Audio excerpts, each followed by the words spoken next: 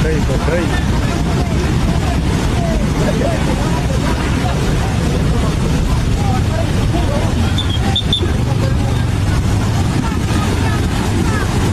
BPBD Jawa Tengah melakukan penelusuran dari hulu hingga hilir pasca banjir bandang yang melanda kawasan wisata air panas Pancuran 13 Guci, Kabupaten Tegal, Sabtu, 20 Desember 2025.